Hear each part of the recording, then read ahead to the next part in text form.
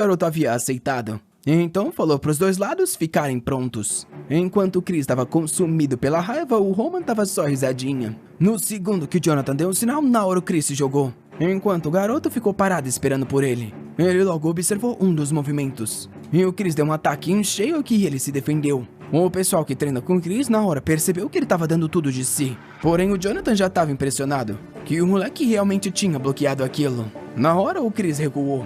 Ele conseguiu perceber a força que o garoto tinha só pela forma como ele se defendeu. Sem contar que a postura dele ainda parecia completamente estável. Não era exatamente como ele esperava que esse duelo fosse, porém ele não estava nem aí pra isso. Ele só ia ficar satisfeito quando arrebentasse esse cara. Ele tentou dar mais um corte, porém o Roman só saiu pro lado. Porém ele viu esse movimento e girou o corpo para acertar ele pelo lado, porém ele se defendeu de novo. O Roman parecia calmo observando os ataques, quando o Chris achou uma abertura nas costas dele. Pra ele agora estava vencido, era só dar esse golpe e isso estava acabado. Porém o Roman só se agachou, viu uma brecha e na hora o Chris sabia que ia tomar uma. O ataque passou colado na cara dele. E o rapaz teve até um novo corte de cabelo. Na hora, morrendo de medo, ele recuou. Ele percebeu o quão perigoso foi aquilo, enquanto o pai e o capitão não estavam acreditando. Pro pessoal que treinava com o Chris, não fazia sentido ele estar perdendo. E eu mesmo se perguntava se aquilo realmente era as habilidades do Roman Dimitri que ele conhecia. Desde defesa até esquiva ou ataque, não estava faltando nada.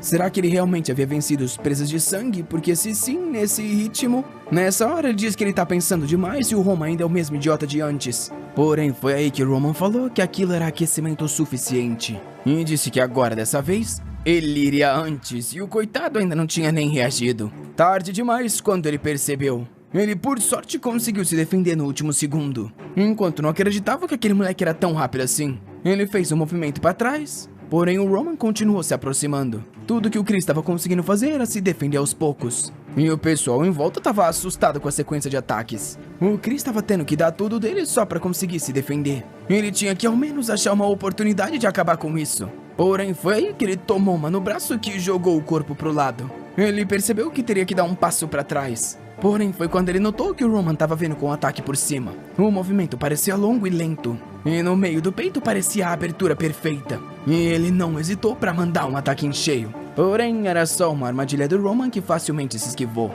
Ele deu um sorrisinho e na hora o Chris percebeu que caiu na ratoeira. Ele sabia que nesse ritmo não tinha como ele vencer. E o pior de tudo era perder pro Roman. Foi quando ele apertou a espada e dela surgiu uma aura. O Jonathan gritou e falou para ele parar com aquilo. Porém, o Chris já tinha ativado a aura de uma estrela. Óbvio que até o Baek foi surpreendido com aquilo. E a arena explodiu. O pessoal em volta não conseguia ver nada. E o Romero estava preocupado com o que havia acontecido com o Roman. Ele soltou um suspiro de alívio, já que tinha desviado por pouco. Quase que essa tal espada com aura tinha acertado nele. O Chris estava desnorteado porque tinha sem querer usado isso. E tomou-lhe uma no queixo para deixar de ser trouxa. Óbvio que os dois observando não achavam que o garoto ia vencer. Mas o Chris estava lá caído no chão. Todo mundo sempre perguntava quem era esse novo pupilo do capitão que parecia ser tão jovem. Porém, os outros respondiam que ele era um dos melhores que já tinham visto. Isso porque mesmo tão novo, ele já era um cavaleiro de 2 estrelas. Os rumores até falavam que ele começou a sentir a mana depois de meio ano de treino. E demorou menos de 3 anos para ele chegar em uma estrela. Além do que, parece que a esgrima dele era incrível. As mulheres estavam tudo curiosas, querendo saber o nome do garoto.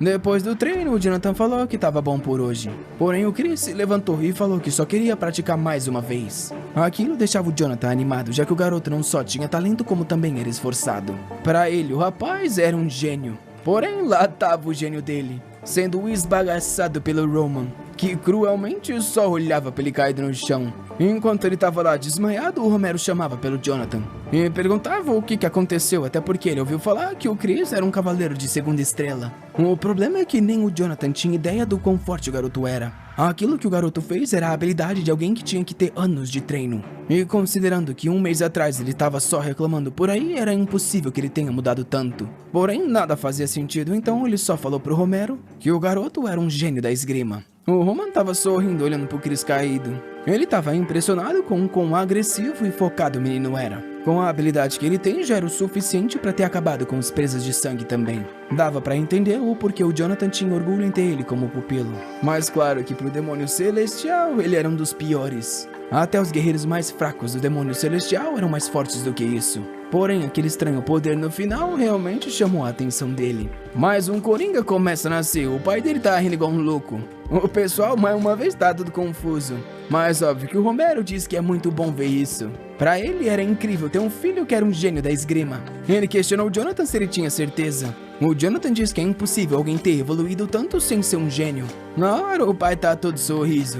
Ele chama o Roman e fala pra ele vir mais perto. Ele disse que fazia tempo que não ficava tão feliz assim e queria aplaudir o filho. Pra ele, o garoto era merecedor do que quisesse, então ele poderia pedir qualquer coisa. O Roman sorriu e comentou sobre a guerra que ia acontecer em 6 meses. O pai já tinha certeza que ele ia pedir pra não ir e perguntou o que era. Porém, o que o Roman pediu foi o direito de escolher quem ele quisesse pra ir com ele. O Romero ficou confuso e até deu uma bugada. Ele tentou falar pro garoto que ele podia voltar com a Flora e desistir disso.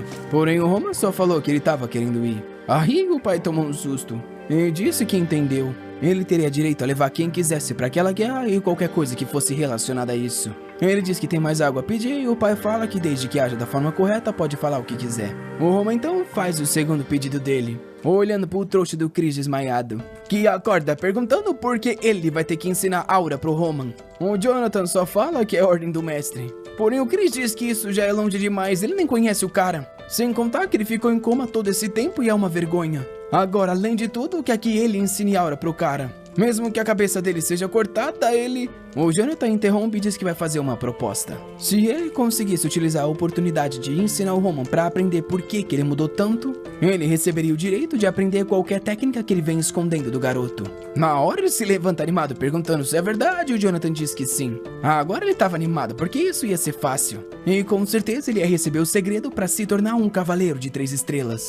Óbvio que ele não queria muito, mas falou pro Jonathan manter a palavra dele. Já dentro do castelo, alguém chama pelo Roman e diz que ficou sabendo do incrível duelo que ele teve hoje. É o Hansi que fala que é incrível que ele tenha vencido um cavaleiro de 2 estrelas. O Roman pergunta se ele sabe que negócio é esse de aura de 2 estrelas. O cara responde que não muito bem, até onde ele sabe é relacionado à capacidade de usar mana. Nosso protagonista então diz que pelo visto é chamado de mana nesse lugar. Ele tem certeza que o poder que o Chris mandou foi uma explosão de Ki. Porém a forma como eles utilizam é completamente diferente do mundo Murim. Aqui se chama aura e tem um detalhe que ele percebeu. Era um total desperdício. Por mais que ele não saiba o porquê eles utilizam esse tal Ki dessa forma, ele precisaria aprender mais sobre esse poder e como as pessoas o utilizam. Porém, amanhã no treino ele vai conseguir essas respostas. No outro dia de manhã, frente a frente com o Chris, que claramente não tá muito feliz. Porém, o Roman é muito diferente disso. Até que o garoto solta uma risadinha e o maldito já fica com raiva.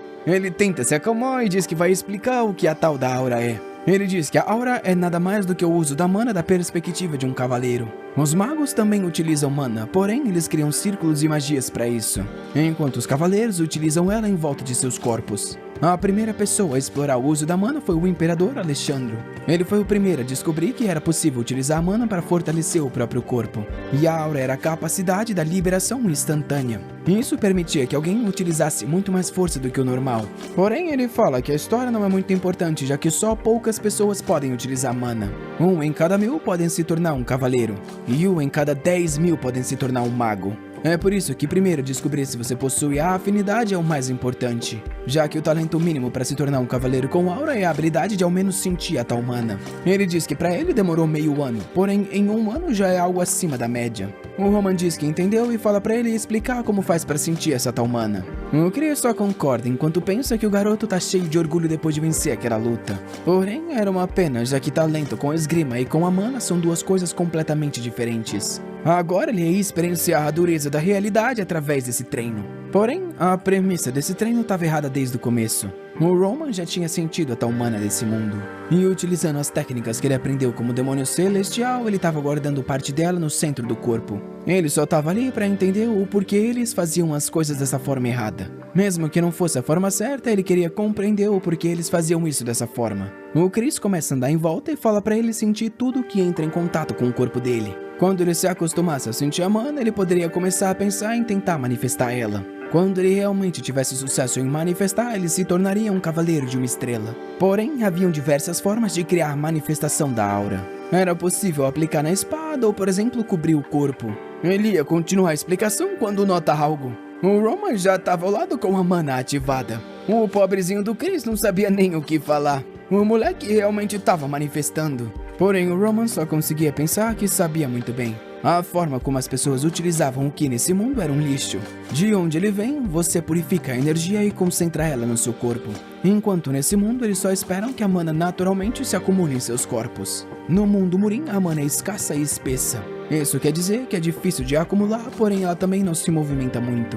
Enquanto aqui, a mana é abundante, porém extremamente leve. Isso faz com que ela escape do corpo tão fácil quanto ela entra. As duas formas não são nem comparáveis, já que no Murim você normalmente fortalece tanto o exterior como o interior do seu corpo. Enquanto nesse lugar, o seu exterior não se fortalece e nem você acumula mana.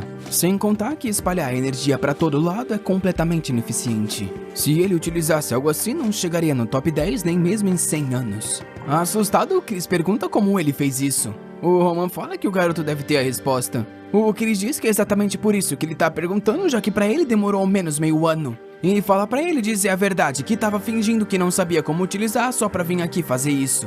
Agora tá começando a fazer sentido porque ele perdeu. O Roman comenta sobre esse negócio de ele tá escondendo os poderes e só diz que o cara tá assumindo o que ele quer. Porém, o coitado do Chris tá se complicando pra tentar entender o que tá acontecendo, já que demorou 10 anos pra ele chegar em 2 estrelas. De repente, o Roman começa a dar risada. E o Chris pergunta qual que é a graça. O Roman só comenta que ele é engraçado. E o cara quer saber se ele tá falando que os esforços dele são engraçados. O Roman pergunta se nesse caminho todo que ele vem subindo há 10 anos, ao menos uma vez ele questionou os métodos que ele estava aprendendo. O Chris ia falar alguma coisa, porém o Roman interrompe e fala que pessoas comuns são assim. Elas assumem que o que vem sendo passado por inúmeras gerações sempre está correto.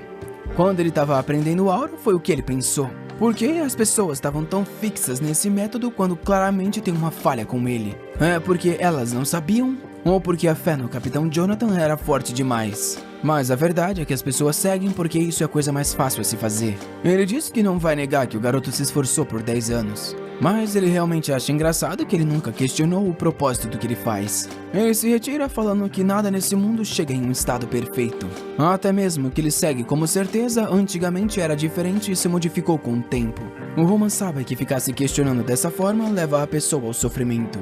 Principalmente quando após inúmeras tentativas você acaba falhando. É aí que você tem que ir contra as críticas de todo mundo e o seu próprio desespero. Porém, mesmo que esse seja o caso, a mudança é necessária. Foi assim que ele ignorou os ensinamentos do pai e criou a própria arte dele. Ele então diz pro Chris que eles iriam acabar o treino por ali. Porém, nessa hora ele chama pelo Roman e pede para que ele o diga o que ele deveria fazer de agora em diante. A cena muda para um flashback. O cara pergunta se o garoto vai continuar sofrendo, que diz que admite a derrota. De agora em diante, a seita do demônio do sangue seguiria o Baek. A única coisa que ele queria saber era como que ele poderia se tornar tão forte quanto aquele cara. Ele estava decidido a dedicar o corpo e alma para ele desde que ambos se tornassem mais fortes. Mas ele queria saber o que ele deveria fazer de agora em diante. O Roman reconheceu aquilo como alguém que largou o orgulho e disse que aquilo era algo interessante. O demônio de sangue foi alguém tão poderoso que unificou todas as seitas. Como alguém que dominava o mundo Murim, era inevitável que eventualmente ele enfrentasse o Baek.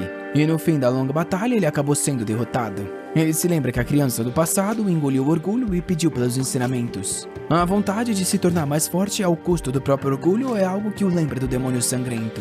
Ele fala pro cara que ele tá perguntando em formas de se tornar mais forte. Porém, infelizmente, ele não sabe o que dizer pra isso. Confuso, o Chris diz então o que ele faz. O Roman fala que ele já deu a resposta. Tudo que ele não pode fazer é seguir cegamente o que foi ensinado. Se ele ensinar qualquer coisa, ele tá mais uma vez seguindo o ensinamento. Então o que ele tem que fazer é buscar a resposta por conta própria. A única dica que ele dá é que ele se mantenha ao lado dele de agora em diante, já que em 6 meses ele vai ir pro campo de batalha. Lá ele veria ele derrotando inúmeros inimigos e se tornando cada vez mais forte. E se daqui 10 anos ele ainda estivesse ao lado do Roman, ele tem certeza que nesse momento ele já teria achado a resposta. Naquele mesmo dia, à noite, o coitado do Chris estava desolado na cama. Ele se lembra de todo mundo falando que o certo era treinar até começar a sentir mana. Dos ensinamentos que foram passados para ele pelo Jonathan. Até mesmo da vez que ele avisou que o garoto agora era um cavaleiro de 2 estrelas. Porém, o Roman, da risada dele por ele nunca ter questionado, deixava ele com raiva. Alguém pergunta que negócio é esse. O Jonathan quer saber se o Chris tem certeza. que naquele momento disse que iria para o campo de batalha em 6 meses com Roman. O Jonathan pergunta se algo aconteceu e ele diz que sim. Os dois só se encaram por um segundo. E o capitão admite que pelo visto ele tem uma razão para estar fazendo isso. De agora em diante então ele não seria mais parte dos Cavaleiros de Mithril. Independente do que aconteça, ele espera que ele consiga proteger o Roman no campo de batalha. O Chris só agradece. Porém, foi nesse momento que o Jonathan percebeu. Ele não era mais aquele garotinho que ele encontrou no campo de guerra, desesperado e abraçando ela morta. O Jonathan só fala que se o Chris que ele conhece realmente quer seguir o Ronan, pelo visto o garoto não é mais um idiota. Ele fala pra ele o seguir que de agora em diante ele seria preparado. Se ele quisesse sobreviver no campo de batalha, precisaria de uma arma secreta que pudesse chamar de sua. Agora sim, o cavaleiro fica animado. A cena muda pra cidade. Tá todo mundo comentando sobre um certo rumor, que o idiota dos Dimitri acabou com todos presos de sangue. O Kevin do começo tá ali só escutando que realmente o cara cumpriu o que falou. Ele acredita que isso seja possível, já que ele viu ele acabar com 3 pessoas com um graveto na mão. Será que realmente ele havia feito isso porque manteve a palavra de antes? Ele chega à conclusão que não, o cara não ia tão longe só por alguém como ele. Nessa hora, o chefe pergunta o que ele tá parado ali pensando e manda ele voltar pro trabalho. O Kevin ficou pensando que tudo que ele queria era poder ser alguém forte que conseguisse proteger a família dele. Ele sabe que ainda tem dezenas de pessoas igual os presos de sangue nesse mundo. Porém, como um camponês como ele ia se tornar alguém mais forte e praticar, não é como se ele fosse receber uma chance. É aí que alguém chama pelo garoto. Na hora, a caixa cai no chão.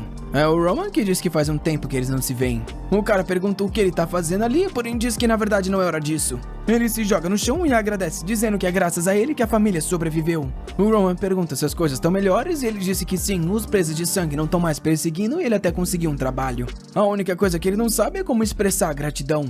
O Roman fala que ele não precisa se preocupar porque vai ter oportunidade assim que escutar uma proposta. A família dele não teria mais que se preocupar com dinheiro e além disso ele ganharia uma casa e comida boa. Sem contar que ele garantiria que eles não precisassem mais trabalhar em lugares exaustivos. Ele poderia abençoar toda a família dele com essa nova vida. Só que o preço é ele jurar lealdade e viver pelo Roman. O Kevin ficou em silêncio por um segundo e logo bateu a cabeça no chão dizendo que viveria por ele. Ele morreria se ele pedisse e mataria quem ele pedisse. Se ele prometesse cuidar da família dele, já era mais que o suficiente. O Roman viu que aquele era o tipo de pessoa que mostrava lealdade com o próprio sangue. O demônio louco na vida passada era alguém que dizimava clãs inteiros com apenas uma palavra. Talvez fosse por isso que assim que ele pensou em chamar alguém, o nome dele veio na cabeça. Realmente valeu a pena ver o garoto e ele diz que desse ponto em diante, ele agora é dele e lá ele. De volta no castelo dos Dimitri. O Roman entrega o Kevin pro Hansi e fala pra ele ajudar o garoto a se adaptar. Ele diz que volta depois e o Kevin agradece por tudo. Com isso eles se retiram e o Roman vai pra biblioteca.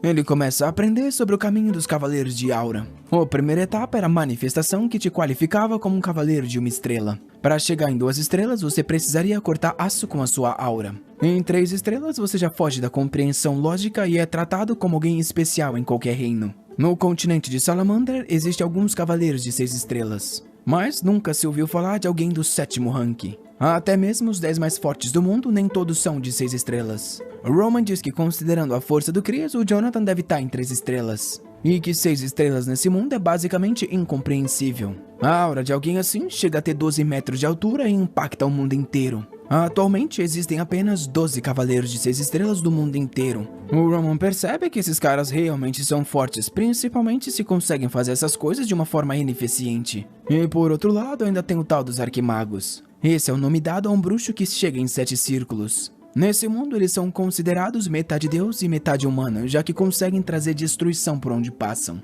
Uma única magia de alguém assim consegue dividir o céu em 2. Infelizmente, mágica é algo que não existia no mundo Morim e agora ao menos ele tem um pouco de ideia sobre isso. Por mais improvável que seja, ele não pode virar inimigo de alguém assim por enquanto. E o fato de que ele não consegue prever nada disso é o que torna tudo mais perigoso. Só que ele não é alguém que consegue viver numa bolha, já que gosta de experienciar tudo e reinar sobre todos. Realmente isso seria interessante. Agora, tava na hora de começar de verdade. A cena muda pro Hansi abrindo um quarto. O Roman pergunta pra que é aquilo. O servo explica que ali é a antiga ferraria, então ninguém tem acesso àquele lugar. O Roman diz que realmente é o lugar perfeito para treinar. Ele diz que vai ficar a próxima semana ali e não é para deixar ninguém entrar e nem trazer comida. Ele fala pro Hansi jurar que a não ser que o povo dele esteja sob um grave perigo, ele não vai deixar ninguém entrar ali. Hesitante, o Hansi só diz que entendeu. E com isso, o Roman fica sozinho. Ele percebe que tá cheio de feno porque o Hansi colocou para deixar tudo mais confortável. Ele diz que aprecia a gentileza, porém prefere sem aquilo. Todos esses dias ele só vem acumulando energia no centro do corpo, mas tá na hora de começar a desenvolver as técnicas que ele utilizava na vida passada. E com isso ele ativa o primeiro estágio da arte do demônio celestial. Ele primeiro circularia toda a energia para remover as impurezas do corpo. Rapaz do céu, esse culto